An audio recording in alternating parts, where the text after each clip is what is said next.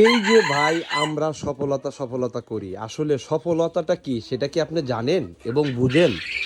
যদি সফলতার সংজ্ঞা যদি আপনাকে আমি দিতে চাই, সেটা এভাবে দেওয়া যায়। দেখেন, আপনি as a human being, as a মানুষ, তো অ্যাজ এ মানুষ হিসাবে আপনার সফলতাটা কিন্তু জন্মের পর থেকেই হয়ে আসতেছে।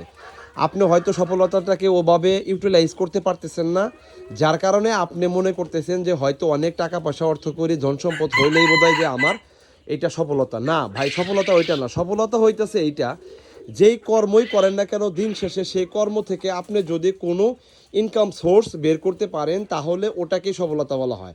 শুধু টাকা পয়সা ইনকামই যে আপনার সফলতা, বিষয়টা এটা নয়। দেখেন, আমার এখানে যতগুলা প্যারেন্টস দেখতে পারতেছেন, প্রত্যেকটা প্যারেন্টস মানে প্রত্যেকটা দেশি মোরগ মুরগিগুলা হচ্ছে আমার নিজের তৈরিকৃত, আমার নিজের উৎপাদনকৃত, আমার নিজের ঘরের ডিম থেকে বাচ্চা উৎপাদন করে সেটা থেকে বড় করে আজকে এরা এ পরিমাণ ডিম দিতেছে, এ পরিমাণ ডিম দিতেছে। আপনাদেরকে যদি আমি দেখাই, এই যে দেখেন এখানে যে পরিমাণ ডিম দেখতেছেন, আমি যদি এখন চাই যে আমার দেশি মুরগিগুলাকে আমি যে ডিম পারতেছে এই ডিম পাড়াকৃত যে ডিমগুলা এগুলা যদি সংরক্ষণ করে আমি যদি এগুলা ম্যানুয়াল ইনকিউবেটর মেশিন যেহেতু আছে আমার দুইটা, এই মেশিনের ভিতরে যদি আমি এই ডিমগুলা বসাই দেই, আমার কিন্তু প্রতি মাসে কম করে না হলে 200-300 করে বাচ্চা বের হবে।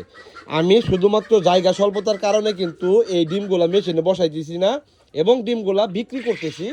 তো আপনারা যদি নিজের কোনো সচেষ্টা থাকে তাহলে অবশ্যই ধৈর্য ধরে কাজে লাগুন এবং আপনার পরিকল্পনা তৈরি করুন, সেই পরিকল্পনা অনুযায়ী কাজ করুন। দেখবেন টুডে অর টুমোরোতে আপনি কিন্তু সফলতাটা বের করতে পারবেন।